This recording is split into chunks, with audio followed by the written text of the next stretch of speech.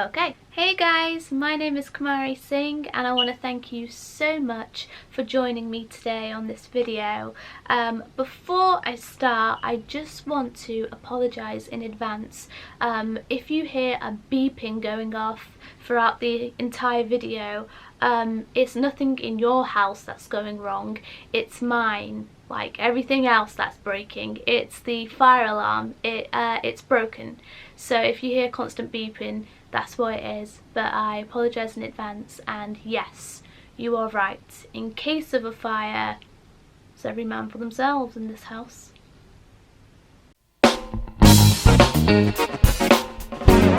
So today's going to be quite a lengthy chat, should I say.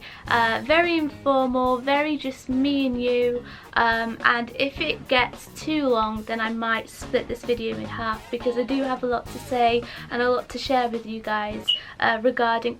Did you just hear it?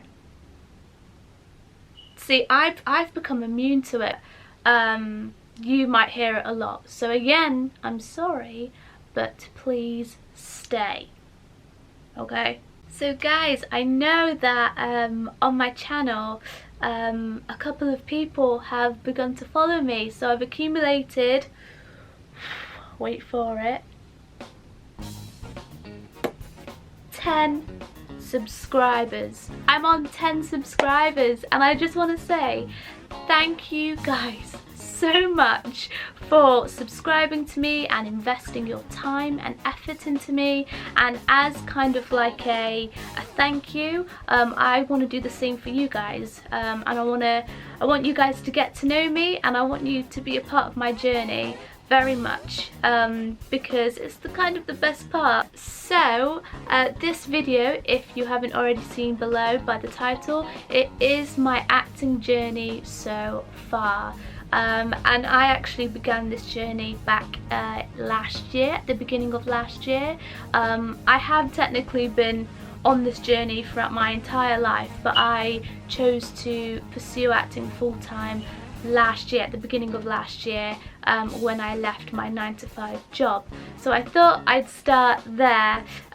So literally I'll be covering everything from the beginning of last year all the way up until now, and yeah, so I thought it would just be fun to share everything that I've gone through, everything I'm currently going through as well, and just see if it relates, or you know, if it helps anybody, then it's very much well worth doing. So yeah, so this video is going to be filled with very much a lot of stories, a lot of experiences, a lot of lessons learned, or learnt, should I say, a lot of advice, a lot of tips, and a lot of self-care, how we can keep going and doing what we're doing, because it is a very hard business, and it's basically a dome of rejection. And yeah, just everything that has happened to me on this journey, which is still very much ongoing, guys. I am nowhere near where I want to be, but that's alright, we're going to keep going, and nothing kind of poignant or nothing bold has happened to me as of yet. But I didn't think that should stop me from doing this video, because it's a process, and I'm sure I share the same process with many of you guys out there who are also trying to pursue acting full time. If you are an actor, I feel you, man. I'm going through exactly what you're going through, and I don't know, maybe, you know, get in touch, comment below, let me know what you guys are doing. I would absolutely love to know. I'd love to collab, I'd love to do everything like that, so please let me know. But yeah, so guys, let's start from the beginning. All the way up. All the way up. Nothing can stop me. I'm all the way up. Will I get copyrighted if I sing that song? Right, let's just start. Now, I say that this process started at the beginning of last year, of 2019, and technically pursuing acting full time did start there, but I've actually I've always been acting. I've done it throughout my entire life. I've done it in and out of school. So yeah, it is most definitely something that I have wanted to pursue my entire life, I would say. But yeah, let's start from the beginning of last year. So in 2016 I graduated from university. I didn't know what I wanted to do. I didn't know what there was acting wise to do for me to get into, but what I did know I want to do was act. I was craving to like perform, because in my university during second year they cut out practical out of my degree, and guys, it kicked off. I missed it like no one's business, and all I wanted to do was act. So the first thing you do when you get out of university and you don't know what to do, you try and find somewhere that you can act, that you can express yourself. So I managed to find this workshop, and it was training, actor training for screen and film, and it was absolutely wonderful. And I did it for about 3 years, and the reason why I did it for only 3 years is because it costs, man. It is expensive. When you're trying to do something you want to do, you need to have the dosh behind you, because it's not cheap, okay? These dreams, guys, they're not cheap, and I don't know why. It's not fair. But yeah, so because I was trying to fund myself and I wanted to do this workshop, I decided I need a full-time job, which I found. So I started working full-time back in 2017, and I worked for this bank that dealt with mortgage applications. And I did that for 2 years, and yes, it sucked the life right out of me. I was miserable, but what kept me going was this workshop, and I absolutely loved it. So I did that whilst I was working full-time, and it got to a point where I just couldn't work in that office anymore. I loved the people to death, and if any of you by any chance are watching, I miss you, but guys, I hated it, okay? The 9 to 5 just wasn't for me, and so what I decided to do was quit.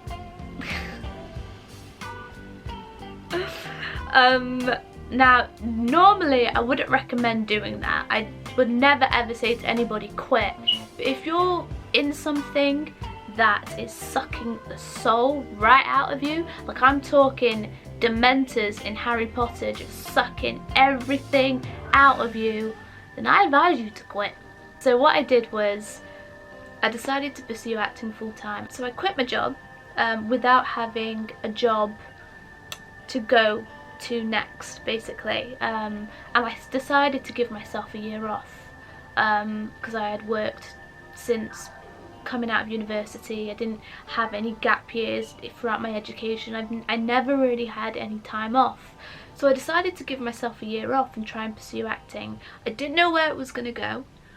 I had absolutely no idea what was to come, but I just knew that I had to try. And there's this extra agency that's in my city where I live, called Phoenix. Shout out to Phoenix. And basically they cast supporting actors, and I know this is a big no-no for actors. Don't tell anybody that you do extra work, but listen, you got to start from somewhere. And I wanted to do it because I wanted some insight to the industry. I wanted to know how it worked. I wanted to see what happens behind the scenes. I wanted to see how the actors worked in front of the camera. So it was really interesting for me, and I got some really exciting opportunities through doing that, which I will talk about. So, right, so here comes my first story. Guys, this is a tough one to tell, but I'll tell it. So, you know that job I was telling you about? The one I hated? I worked there for 2 years, and I was sat at a desk with a headset for 2 years, getting abuse from the brokers, the public, whatnot, hating every second of it. And on my very last day of my job, I was so excited, guys. I was sat at my desk, I was like, this is it. This is the last time I will sit at a desk and have this headset on my head and talk to brokers and say, good afternoon, you're through to Kumari, how can I help? And guys, I was so excited. You should have seen me. And the reason why I was so excited is because I remember this very clearly. So my last day of work was the 15th of February 2019, and on the 16th of February, so the very next day, I had my very first extra gig. I booked being a supporting actor, and it was for this like this internal campaign for a bank, but I didn't read too much into it, and nor did they tell me too much about it, but I was so excited. I was like, oh my god, this is it, I'm on my way. Like, already the first day of being free, and I've booked myself a job. Like, life couldn't get any better. So I can remember the job was in Swindon, and my brother's partner, my mum, they all came with me to support me, and we drove down to Swindon. It was a very early start. I had to wake up really early. So excited. So I get there, they told me what to wear. They said, make sure you look a bit smart. Cash smart was the kind of like the dress code. So I did everything, and it was amazing. It was such a nice experience. It was the first time I experienced being sent to hair and makeup, and yeah, it was a really good experience. And then they called me to set, and I was like, oh, this is so exciting. And I got to set, and I met the director, and he shook my hand. He was like, hi Kumari, so do you know what you're doing today? And I was like, no. And he was like, right, what I want you to do is sit behind that desk, put a headset on your head, and pretend to be helping applicants out with their mortgage applications. No! So yeah, guys, I didn't know it at the time, but I'd actually gone method for this role for about 2 years. And I was like, oh, you want me to sit? You want me to sit on that chair? Are you sure you don't want me to stand up? Are you sure you don't want me to walk around or anything? He was like, no, just sit there, that'll be good. I was like, okay. And I sat down, and I just looked up, and I just knew God was having a good old giggle.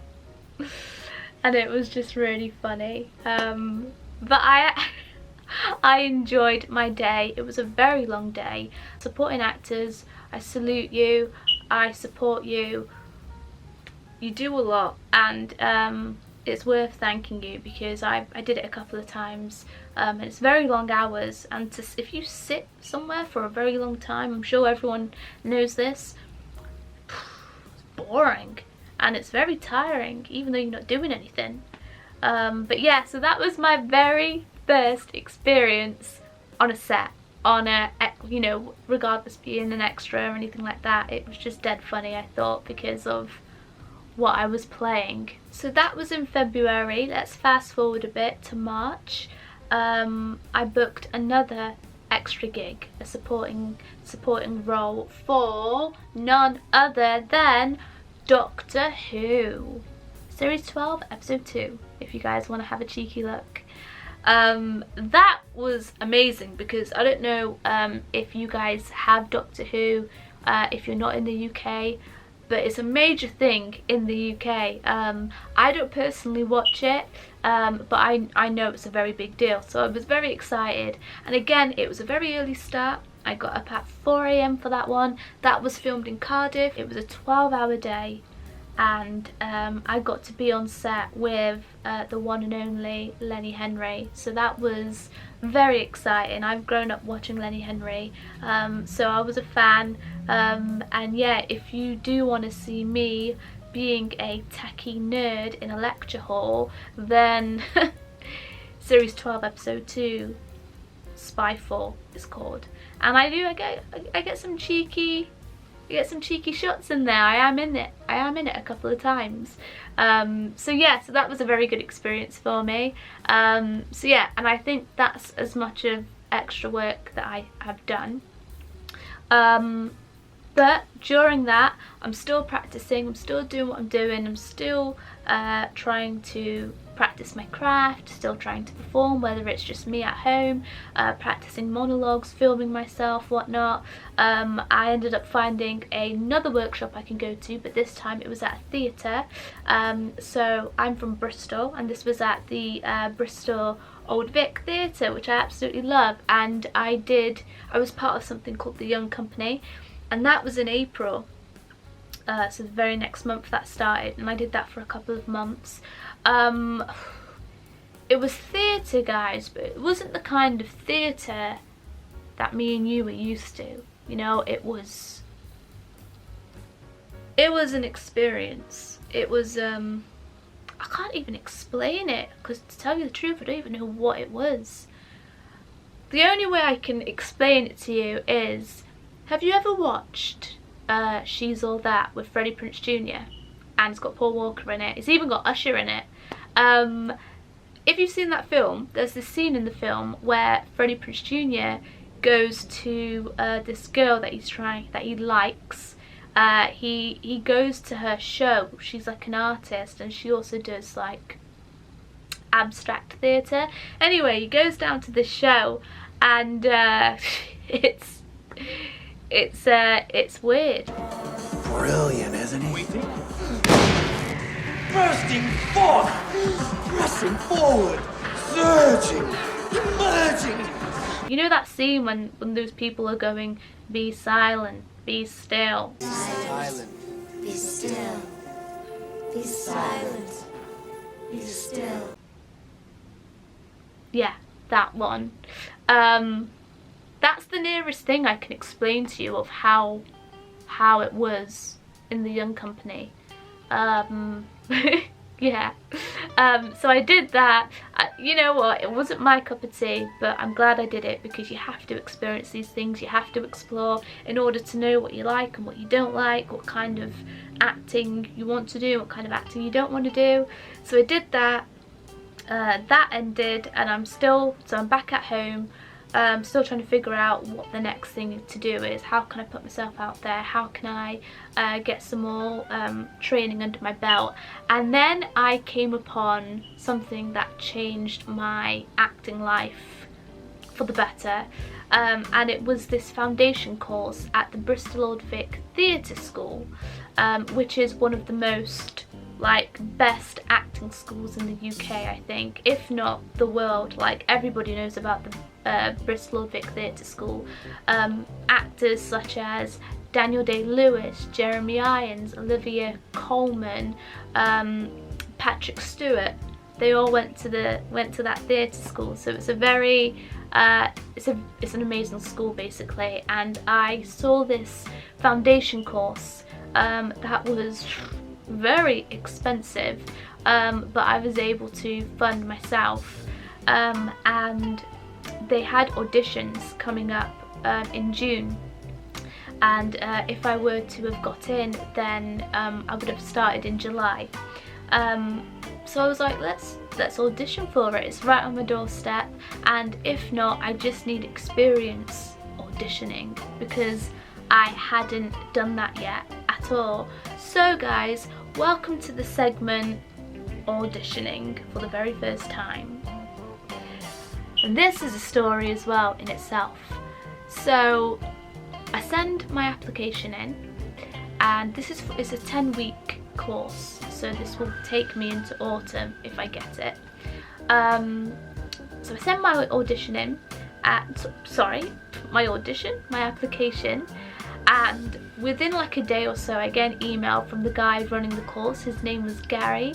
Hey Gary, if you're watching, probably not, but you know, it's always nice to be nice. And he says, are you available to do an audition in 5 days time? And I was like, yeah. And so the criteria was to do a modern piece, to do a classical piece, and to do a song. And guys, I don't know if you know this, but I can't sing at all. And if there's one piece of advice that I could give you is, if you are going to pursue acting, if you are acting, you'll probably already know this, you will embarrass yourself. okay? Embarrassment is part of the process. It's gonna happen. Like Brad Pitt says, it's inevitable. So let's just get to audition day. Audition day arrives. It's fine. I'm fine. I don't drink any caffeine. I keep my cool. I'm calm. I drive to the school. I park up. I was an hour early. That is another tip I would give you. Be early for whatever happens. If you ever get called to a meeting, if you ever get called to an audition, be early, you know. If you're on time, you're already late, okay? Be early. So I got there early. I sat down. The person who was auditioning me hadn't even arrived yet. Gary hadn't even arrived yet. So the receptionist just said, take a seat.